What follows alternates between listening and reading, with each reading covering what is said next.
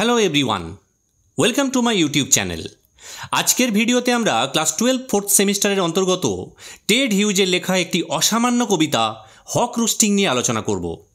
ইতিমধ্যেই ফোর্থ সেমিস্টারের প্রথম প্রোজ লুইস ক্যারলের লেখা ডাউন দ্য র্যাবিট হোল নিয়ে 3টি পার্টে আমি আলোচনা করে দিয়েছি। তোমরা আই বাটনে ক্লিক করে অথবা ডেসক্রিপশন বক্সে দেওয়া লিঙ্ক থেকে ভিডিওটি দেখে নিতে পারো। এডওয়ার্ড জেমস টেড হিউজেস 1930 সালের 17ই আগস্ট ইংল্যান্ডের ইয়র্কশায়ারে জন্মগ্রহণ করেন। তার রচিত কয়েকটি বিখ্যাত কাব্যগ্রন্থের নাম হল the hawk in the rain, crow, birthday letters, Lupercal, wolf watching ইত্যাদি। আমাদের পাঠ্য বইয়ের অন্তর্ভুক্ত হক রুস্টিং কবিতাটি প্রথম প্রকাশিত হয়েছিল 1960 সালে টেড হিউজের লেখা লুপারকাল কবিতা সংকলনে। এই কবিতাটিতে মোট 6টি কোয়াট্রেন আছে। একটি কোয়াট্রেনে 4 লাইন থাকে, অতএব কবিতাটি মোট 24 লাইনের। সম্পূর্ণ কবিতাটি মুক্ত ছন্দ অর্থাৎ ফ্রি ভার্সে লেখা হয়েছে। শুধুমাত্র ফার্স্ট স্ট্যাঞ্জার, থার্ড এবং ফোর্থ লাইন ছাড়া বাকি সমস্ত লাইনগুলির কোনো অন্তমিল নেই। হক রুস্টিং কবিতাটি কিন্তু একটি ড্রামাটিক মনোলগ। কবিতাটি শুরু হচ্ছে ফার্স্ট পার্সন ন্যারেটিভ অর্থাৎ আই দিয়ে। এখানে আই বলতে কিন্তু কবিকে নয়, বরং বাজ পাখিটিকে বোঝানো হচ্ছে। সম্পূর্ণ কবিতাটিতে বাজ পাখিটি তার অহংবোধকে প্রকাশ করেছে। কবিতাটির প্রতিটি লাইনে বাজ পাখিটির ক্ষমতা এবং দম্ভের বহিঃপ্রকাশ ঘটেছে। বাজ পাখিটি যখন জঙ্গলের সবচেয়ে উঁচু গাছের ডালে বসে বিশ্রাম করছে, তখন তার মধ্যে তার শিকার ধরার জন্য নিরীহ প্রাণীদের হত্যা করার যে চিন্তাভাবনা আসছে, সেগুলোকেই সে তুলে ধরেছে এবং এই হত্যার মধ্যে সে কোনো রকম অন্যায় কিছু দেখতে পাচ্ছে না। তোমরা সকলে নিশ্চয়ই ঈশপের গল্প পড়েছ। ঈশপ ছিলেন গ্রিস দেশের একজন কৃতদাস। তার মধ্যে এক অসাধারণ গুণ ছিল, তিনি তার সমস্ত গল্পগুলিকে পশু পাখির কাহিনীর আড়ালে আসলে মানুষের চরিত্রের কথা লিখে গিয়েছেন। ঠিক সেই রকমই টেড হিউজ হক রুস্টিং কবিতাটিতে বাজ পাখির চরিত্রের আড়ালে সমাজের সেই সকল ক্ষমতালোভী অত্যাচারী দাম্ভিক শাসকের কথা তুলে ধরেছেন, যারা নিজেদের ক্ষমতা প্রদর্শন করার জন্য নিরীহ মানুষদের ওপর নির্বিচারে অত্যাচার চালায়। যদিও পরবর্তীকালে সমালোচকেরা যখন তাকে এ বিষয়ে প্রশ্ন করেন যে এই কবিতাটি কোনো রাজনৈতিক কবিতা কিনা বা কোনো অত্যাচারী শাসকের উদ্দেশ্যে লেখা হয়েছে কিনা, তিনি কিন্তু তা নস্যাৎ করে দেন। তিনি তার পোয়েট্রি ইন দ্য মেকিং গ্রন্থে এই বিষয়টা সম্পূর্ণ অস্বীকার করেছেন। যাই হোক, তাহলে শুরু করা যাক কবিতাটির line by line analysis. Hawk রুস্টিং।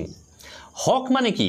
বাজ পাখি, এবং রুস্টিং মানে বিশ্রাম নেওয়া, অর্থাৎ কোনো একটি গাছের ডালে বাজ পাখিটি বসে বিশ্রাম নিচ্ছে, এবং সেটাই আমাদের আজকের কবিতা। I sit in the top of the wood, my eyes closed. অর্থাৎ প্রথম লাইনে কি বলছে? আই বলতে এখানে কে? বাজ পাখি। Sit in the top of the wood, wood মানে হলো জঙ্গল। অ্যাকচুয়ালি উড মানে কাঠ, এর সঙ্গে এস যুক্ত হলে জঙ্গল হবে, তবে এখানে আমরা উড মানে জঙ্গলই ধরবো। ঠিক আছে?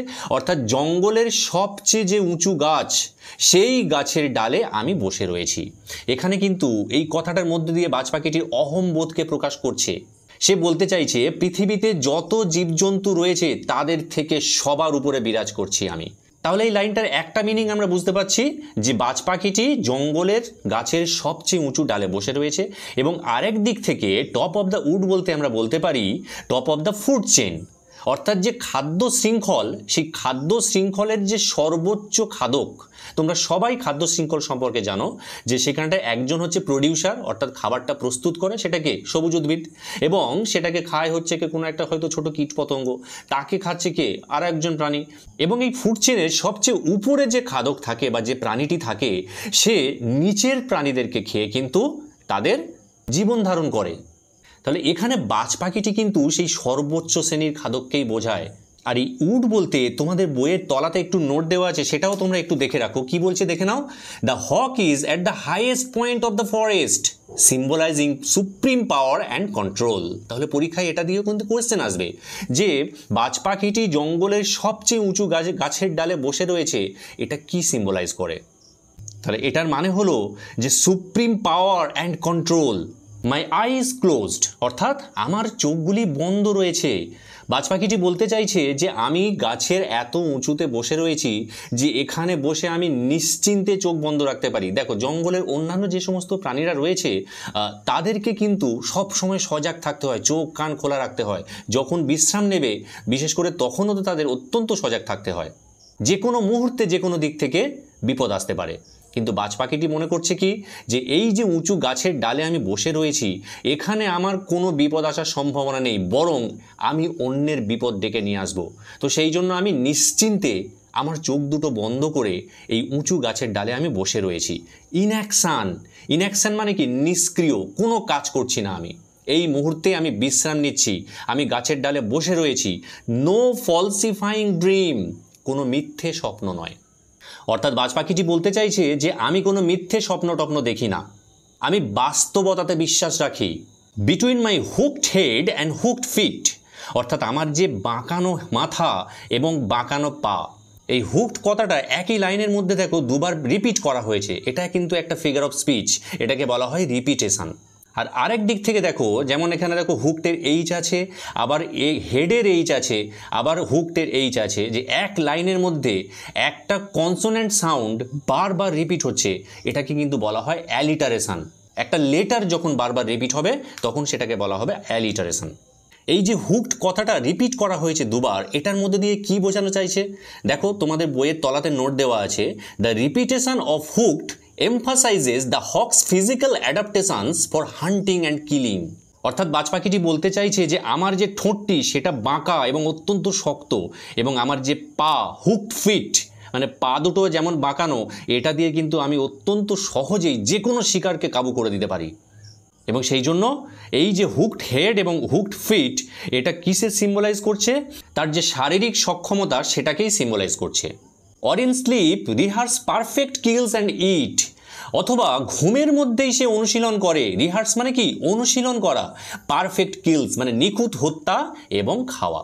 অর্থাৎ বাজ পাখিটি বলতে চাইছে যখন আমি ঘুমিয়ে আছি, ঘুমের মধ্যেও আমার একটাই চিন্তা যে আমি যে হত্যালীলা চালাই, তাণ্ডব চালাই, অন্যান্য প্রাণীদেরকে যে হত্যা করি, সেটা আরও কতটা নিখুঁত করা যায় এবং তাদেরকে কতটা নিখুঁতভাবে খাওয়া যায়, এটাই হচ্ছে আমার একমাত্র অনুশীলন।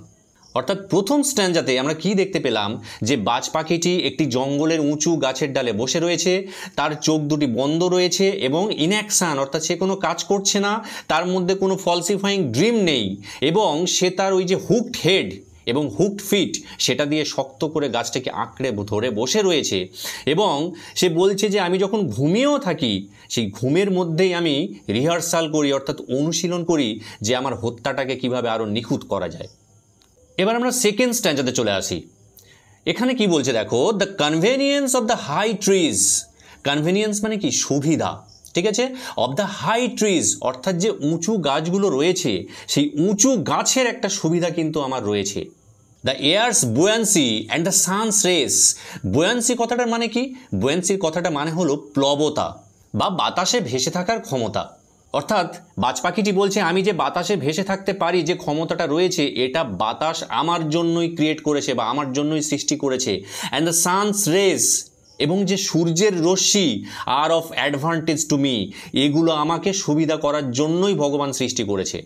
তাহলে সেকেন্ড স্ট্যাঞ্জাতে আমরা কি দেখতে পাচ্ছি যে বাজ পাখিটির একটি অহংবোধ প্রকাশ পাচ্ছে, সে অত্যন্ত অহংকারী। সে বলতে চাইছে প্রকৃতি এই সমস্ত জিনিসগুলোকে সৃষ্টি করেছে, অর্থাৎ এই যে হাই ট্রিজ, যেটা আমার শিকার ধরতে সুবিধা হয়, আমি গাছের উপর থেকে, সবার উপর থেকে নিচের দিকে লক্ষ্য রাখতে পারি এবং প্রত্যেকটা শিকারকে আমি পরিষ্কারভাবে দেখতে পাই, ঠিক আছে, এটা আমার শিকার ধরার সুবিধা। নেচার বা প্রকৃতি কিন্তু এগুলো আমার সুবিধার্থে তৈরি করে দিয়েছে। এই যে এয়ার্স বুয়েন্সি অর্থাৎ বাতাসে যে বেঁচে থাকার ক্ষমতা বা প্লবতা, এটাও কিন্তু নেচার ক্রিয়েট করেছে শুধুমাত্র আমার সুবিধার্থে। অ্যান্ড দ্য সানস রেস, এবং সূর্যের রশ্মি, এটা কি সুবিধা দেয় আমাকে? আমাকে আমার শিকারটাকে ভালো করে দেখতে সুবিধা করে দেয়, ঠিক আছে। আর অফ অ্যাডভান্টেজ টু মি, এগুলো সবই আমার সুবিধার্থে তৈরি করা হয়েছে। And the earths face upward for my inspection, এবং পৃথিবীর মুখ, আর্থস ফেস মানে কি? পৃথিবীর মুখ। এটাকে কি করা হয়েছে বলো তো? এটাকে পার্সোনিফিকেশন করা হয়েছে, অর্থাৎ পৃথিবীর কল্পনা করা হয়েছে যে একটি যেন মুখ আছে মানুষের মতো। পার্সোনিফিকেশন কখন হয়? যখন কোনো একটি জড় বস্তুকে হিউম্যান লাইক কোয়ালিটিস আরোপ করা হয়, তখন তাকে বলা হয় পার্সোনিফিকেশন। অর্থাৎ পৃথিবীটি আমার দিকে তাকিয়ে রয়েছে, আপওয়ার্ডস মানে কি? উপরের দিকে তাকিয়ে রয়েছে, ফর মাই ইন্সপেকশন, আমার পর্যবেক্ষণের জন্য, অর্থাৎ পৃথিবীটি তার সমস্ত মুখটা উন্মোচিত করে রেখেছে আমার দিকে, যাতে আমি ভালো করে চারিদিকটা দেখতে পারি পৃথিবীতে যে আমার শিকার কোথায় লুকিয়ে আছে, তাকে আমি খুঁজে বের করব এবং তাকে হত্যা করব। হত্যা করাটা যেন বাজ পাখির কাছে কিছুই নয়, এটা তার কাছে অত্যন্ত সাধারণ একটি ব্যাপার।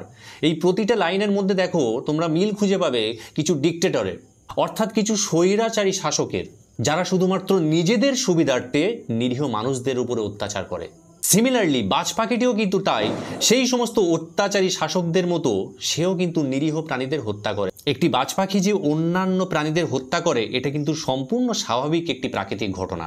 প্রকৃতি এভাবেই তাদেরকে সৃষ্টি করেছে, কারণ একটি খাদ্য শৃঙ্খলের মধ্যে যদি কোনো একটি প্রাণী বিলুপ্ত হয়ে যায়, তাহলে কিন্তু সম্পূর্ণ খাদ্য শৃঙ্খলটি নষ্ট হয়ে যেতে পারে। তাহলে দ্বিতীয় স্ট্যান্জাতে আমরা আরেকবার দেখিনি কি বলতে চাইছে, the convenience of the high trees, অর্থাৎ এই যে উঁচু উঁচু গাছের সুবিধা, দ্য এয়ার্স বুয়ান্সি, অর্থাৎ বাতাসের যে প্লবতা বা ভেসে থাকার ক্ষমতা, অ্যান্ড দ্য সানস রেজ, এবং সূর্যের রশ্মি আর অফ অ্যাডভান্টেজ টু মি, এগুলো আমাকে সুবিধা করে দিয়েছে। দ্যাট মিন্স প্রকৃতি আমার সুবিধার্থে এগুলো সৃষ্টি করেছে। And the earths face upward for my inspection, এবং পৃথিবী তার মুখটি আমার সামনে উপরের দিকে উন্মোচিত করে রেখেছে, অর্থাৎ পৃথিবী আমার দিকে তাকিয়ে রয়েছে, ঠিক আছে, আমি যাতে তাকে ভালো করে নিরীক্ষণ করতে পারি। অর্থাৎ এই শব্দটির মধ্য দিয়ে কিন্তু বাজ পাখিটি নিজের মধ্যে একটা গড লাইক ইমেজ ক্রিয়েট করার চেষ্টা করছে যে আমি ভগবান এবং পৃথিবী আমার দিকে আনুগত্যের দৃষ্টিতে তাকিয়ে রয়েছে। এবারে থার্ড স্ট্যান্জাটা দেখো, my feet are locked upon the rough bark, অর্থাৎ আমার পাটি দৃঢ়ভাবে আঁকড়ে ধরেছে ওই অমসৃণ ছালটাকে। তাহলে মাই ফিট বলতে কার ফিট? বাজ পাখিটির ফিট বা বাজ পাখিটির পা। আর লকড, লকড মানে কি অ্যাকচুয়ালি তালা বন্ধ করে রাখা, এখানে লকড মানে ওই দৃঢ়ভাবে আঁকড়ে ধরা, অর্থাৎ বাজ পাখিটি উঁচু গাছের ডালে এসে তার পা দুটো ধরে দৃঢ়ভাবে আঁকড়ে রেখেছে আপন দ্য রাফ বার্ক। রাফ মানে কি অমসৃণ, এবড়ো খেবড়ো, আর বার্ক মানে গাছের ছাল। নেক্সট লাইনে কি বলছে দেখো, it took the whole of creation to produce my food and my each feather, অর্থাৎ সমস্ত সৃষ্টি লেগে গিয়েছিল আমাকে সৃষ্টি করতে গিয়ে। It took the whole of creation, creation মানে এখানে দেখো ক্রিয়েশনের সিটা বড় হাতের আছে, এখানে ক্রিয়েশন বলতে গডকে বোঝানো হয়েছে। তোমাদের বইয়ের নিচে দেখো ক্রিয়েশন বলতে কি নোট করা আছে একটু, the hawk claims that the entire universe worked to create it, অর্থাৎ সেই বাজ পাখিটি দাবি করছে সমগ্র ব্রহ্মাণ্ড তাকে সৃষ্টি করার জন্য কষ্ট করেছে। বাজ পাখিটি নিজের প্রতি একটু অহংকার বোধ রয়েছে, কি বলছে, টু প্রডিউস মাই ফুড, অর্থাৎ ভগবান আমার এই পা দুটো তৈরি করতে অত্যন্ত পরিশ্রম করেছে, অ্যান্ড মাই ইচ ফেদার, এবং আমার প্রত্যেকটি পালককে অত্যন্ত যত্ন সহকারে ভগবান সৃষ্টি করেছে। Now I hold creation in my foot, আর এখন আমি কি করছি, আমি সেই সৃষ্টিকেই, ক্রিয়েশন বলতে কি ভগবানকেই, ইন মাই ফুট আমার পা দিয়ে ধরে রেখেছি। এই লাইনগুলোর মধ্যে দেখো কিছু স্বৈরাচারী শাসকদের কথা তোমাদের মনে আসতে পারে, ঠিক আছে, যারা কিনা মনে করে যে তাদের জন্ম হয়েছে শুধুমাত্র নিরীহ দুর্বল মানুষদেরকে শাসন করার জন্য, আর সেই সমস্ত নিরীহ দুর্বল মানুষরা সবসময় তাদের পায়ের কাছে থাকবে। যে ভগবান বাজ পাখিটিকে সৃষ্টি করেছে সেই বাজ পাখিটি এখন বলছে যে আমি সেই সৃষ্টিকেই আমার পায়ের তলায় রাখি, যদিও আমরা সবাই জানি যে অহংকার পতনের কারণ। তাহলে থার্ড স্ট্যান্জাতে কি পড়লাম আরেকবার দেখে নিই, my feet are locked upon the rough bark, অর্থাৎ আমার পা দুটি দৃঢ়ভাবে আঁকড়ে রেখেছে ওই শক্ত বা অমসৃণ বাকলে। It took the whole of creation, অর্থাৎ সমগ্র ব্রহ্মাণ্ড কষ্ট করেছে আমাকে তৈরি করার জন্য। এটা কিন্তু একটা হাইপারবোলের এক্সাম্পল, অতিরঞ্জিত করে। হাইপারবোল কখন হয়? এক্সাজারেট করে যখন কিছু বলা হয় বা অতিরঞ্জিত করে বলা হয়। এটা তো কখনো নয় যে সমস্ত ব্রহ্মাণ্ড মিলে শুধুমাত্র বাজ পাখিটিকে তৈরি করার জন্যই কষ্ট করেছে। To produce my food and my each feather, এবং তারা কষ্ট করে অত্যন্ত পরিশ্রম করে আমার পা দুটি তৈরি করেছে এবং আমার প্রত্যেকটি পালক অত্যন্ত যত্ন সহকারে তৈরি করেছে। And now I hold creation in my foot, আর এখন আমি সেই সৃষ্টিকেই আমার পা দিয়ে ধরে রেখেছি। চলে এসো ফোর্থ স্ট্যান্জাতে, অর ফ্লাই আপ, অথবা আমি উড়ে বেড়াই অনেক উঁচুতে। ফ্লাই আপ মানে কি অনেক উঁচুতে আমি উড়ে বেড়াই। And revolve it all slowly, revolve মানে কি ঘুরে বেড়ানো, ঘোরা। আর ইট মানে কি এই ক্রিয়েশনটা বা সৃষ্টিটা, অর্থাৎ ঈশ্বর এই পৃথিবীতে যে সমস্ত জিনিসগুলো তৈরি করেছে বা সৃষ্টি করেছে সেই ঈশ্বরের সৃষ্ট জিনিসগুলোকে আমি অনেক উঁচু দিয়ে ঘুরতে ঘুরতে সেগুলোকে পর্যবেক্ষণ করি, অল স্লোলি, অত্যন্ত ধীরে ধীরে। অর্থাৎ এখানে বাজ পাখিটি নিজেকেই স্বয়ং ঈশ্বর মনে করছেন। ঈশ্বর যেমন তার সৃষ্টির জিনিসগুলোকে অত্যন্ত গর্বের সাথে পর্যবেক্ষণ করে, ঠিক বাজ পাখিটিও সেই রকমই উপর থেকে উড়ে উড়ে ঈশ্বরের সৃষ্ট জিনিসগুলোকে পর্যবেক্ষণ করছে। I kill where I please because it is all mine. বাজ পাখিটি কি বলছে? আমি হত্যা করি যেখানে খুশি, হোয়ার আই প্লিজ। যেখানে, প্লিজ মানে কি? খুশি বা ইচ্ছে। যেখানে আমার ইচ্ছে বা খুশি হয় আমি সেখানেই হত্যা করতে পারি, তাকেই হত্যা করতে পারি। কেন? Because it is all mine. কারণ এই সব কিছুই তো আমার, এগুলো ভগবান আমার সুবিধার্থে তৈরি করে রেখেছে। তাই যাকে ইচ্ছে, যখন ইচ্ছে, যেখানে ইচ্ছে আমি সেখানেই তাকে হত্যা করতে পারি। কাউকে কোনো কৈফিয়ত দেওয়ার প্রয়োজন মনে করি না আমি। There is no sophistry in my body. আমার শরীরের মধ্যে কিন্তু কোনো ছল চাতুরি নেই। সফিস্ট্রি মানে কি? ছল চাতুরি। অর্থাৎ আমি যাকে খুশি হত্যা করতে পারি, সেই হত্যা করার জন্য আমাকে কিন্তু কাউকে কোনো রিজন দেখাতে হবে না, বা আমি সামনে হত্যা করছি কিন্তু পিছনে ভালো মানুষ সাজছি, এটা কিন্তু করার আমার কোনো প্রয়োজন নেই। আমি হত্যা করছি এবং সেটা আমি বীর দর্পে আমি বলে দিতে পারি। My manners are tearing off heads. অর্থাৎ আমার আচরণ কেমন? ম্যানার্স মানে কি? আচরণ। আমার আচরণ কেমন? টিয়ারিং মানে ছিঁড়ে ফেলা, অফ হেডস অর্থাৎ মাথার ছিঁড়ে উপড়ে তুলে নিয়ে আসা। এটাই হচ্ছে আমার ম্যানার্স বা আমার ভদ্রতা। আমি এটাই জানি আর এটাই করি। এর জন্য আমি কাউকে কৈফিয়ত দিতে চাই না। অন্যান্য প্রাণীদের হত্যা করা আমার রক্তে আছে। চলে এসো ফিফথ স্ট্যাঞ্জাতে। দ্য অ্যালটমেন্ট অফ ডেথ অর্থাৎ মৃত্যুর বন্টন। অ্যালটমেন্ট মানে কি? বন্টন বা বরাদ্দ। অর্থাৎ কখন কার মৃত্যু হবে সেটা আমি অ্যালট করে দিই। কার কখন জন্ম হবে অথবা কার কখন মৃত্যু হবে এটা কার হাতে থাকে? এটা দ্য অলমাইটি গডের হাতে থাকে। তাহলে দেখো বাজ পাখিটি এখানটায় নিজেকে মনে করছে যে সেই ভগবান। কখন কার মৃত্যু হবে সেটা সেই ঠিক করবে। For the one path of my flight is direct through the bones of the livings. কি বলছে? ফর মানে এখানে বলতে পারি আমরা because. The one path of my flight অর্থাৎ আমার যে ওড়ার পথটা, যে পথ দিয়ে, ফ্লাইট মানে কি? ওড়া। যে পথ দিয়ে আমি উড়ে যাচ্ছি সেই পথটা কিন্তু একটাই পথ। Is direct through the bones of the living অর্থাৎ জীবিত প্রাণীদের হাড়ের মধ্য দিয়ে চলে যায়। ঠিক আছে? অর্থাৎ আমি যখন উপর থেকে উড়ে যাই এবং নিচে একটি জীবিত প্রাণীকে যখন আমি দেখতে পাই, আমি কিন্তু ডাইরেক্ট সেই প্রাণীটিকে আক্রমণ করে তার চামড়া ভেদ করে হাড় পর্যন্ত পৌঁছে যেতে পারি। অর্থাৎ যখন খুশি যাকে খুশি আমি মৃত্যুদণ্ড দিতে পারি। এটা সম্পূর্ণ আমার হাতে। সেই জন্যই বাজ পাখিটি বলছে দ্য অ্যালটমেন্ট অফ ডেথ অর্থাৎ মৃত্যুর বন্টন এটা সম্পূর্ণই আমার হাতে। এই লাইনগুলির মধ্যে দিয়ে কিন্তু বাজ পাখিটির নৃশংসতা প্রকাশ পাচ্ছে এবং সে এই সমস্ত কাজ করার জন্য কারোর কাছে জবাবদিহি করতে বাধ্য নয়। সেজন্যই লাস্ট লাইনে বলছে নো আর্গুমেন্টস অ্যাজার্ট মাই রাইট অর্থাৎ কোনো যুক্তি তর্ক। আর্গুমেন্টস মানে কি? যুক্তি তর্ক। অ্যাজার্টস মানে কি? দৃঢ়ভাবে ঘোষণা করা মাই রাইট অর্থাৎ যুক্তি তর্ক দিয়ে যতই তুমি আমাকে জাস্টিফাই করার চেষ্টা করো না কেন, তোমরা কিন্তু আমার রাইটকে বা আমার অধিকারকে তোমরা কেউ কেড়ে নিতে পারবে না। আমি ঈশ্বর, আমি ঠিক করে দিই যে কে বাঁচবে এবং কে মরবে। আজকের কবিতার লাস্ট স্ট্যাঞ্জাতে দেখো, the sun is behind me অর্থাৎ সূর্য আমার পিছনে রয়েছে। অর্থাৎ আমি যে কাজগুলো করছি, এই যে প্রত্যেকটা প্রাণীর ডেথ অ্যালট করছি আমি, কে কখন মারা যাবে, এই কাজের পিছনে কিন্তু আমাকে সাপোর্ট করছে কে? দ্য সান অর্থাৎ সূর্যের আলোটা না থাকলে আমি কিন্তু কোনো প্রাণীকেই ভালো করে দেখতেই পেতাম না। তার মানে বাজ পাখিটি বলছে যে সান যদি গডকে রিপ্রেজেন্ট করে, ঈশ্বরকে রিপ্রেজেন্ট করে, তাহলে সেই ঈশ্বর কিন্তু আমার পিছনে রয়েছে এবং আমি সেই ঈশ্বরের সামনে। সূর্য যদি আমার পিছনে থাকে তাহলে কি? বাজ পাখিটি বলছে যে আমি সূর্যের সামনে রয়েছি, মানে এখানে আমি লিডার এবং গড আমার আন্ডারে কাজ করে। Nothing has changed since I began অর্থাৎ কোনো কিছুই পরিবর্তিত হয়নি সেই যখন থেকে আমি শুরু করেছিলাম। অর্থাৎ এই লাইনটার মধ্যে বাজ পাখিটি কি বলতে চাইছে? যে সৃষ্টির শুরু থেকেই এই যে কে কখন মারা যাবে বা প্রত্যেকের ভাগ্য, জীবন মৃত্যুর ভাগ্য আমার হাতে রয়েছে। এটা আগেও যেমন ছিল এখনও ঠিক তেমনই রয়েছে, কোনো কিছুই পরিবর্তন হয়নি। My eye has permitted no change আমার চোখ কিন্তু কোনো পরিবর্তনকে অনুমতি দেয়নি। অর্থাৎ বাজ পাখিটিই যেন এখানে ভগবান, সে কোনো রকম পরিবর্তনকে কিন্তু অ্যালাউ করবে না। I am going to keep things like this অর্থাৎ যে জিনিসটা যেমনভাবে রয়েছে আমি সেই জিনিসটাকে ঠিক সেই রকমভাবেই রেখে দিতে চাই। আমার যেই ক্ষমতা, আমার এই ক্ষমতাটা কিন্তু আমি কারোর হাতে দেব না। এই যে লাইক দিস, অর্থাৎ এই রকমটাই আমি জিনিসগুলোকে রেখে দেব, এটার মাধ্যমে কি বলতে চাইছে, the final declaration of absolute power and control. অর্থাৎ বাজ পাখিটি সর্বশেষে ঘোষণা করলো যে ক্ষমতা এবং নিয়ন্ত্রণ তার হাতে রয়েছে সমস্ত সৃষ্টির উপরে বা সমস্ত জগতের উপরে, সেটাকে ঠিক সেইভাবেই সে রেখে দেবে। এটাকে কোনোভাবেই সেই পরিবর্তন হওয়াটা অ্যালাউ করবে না।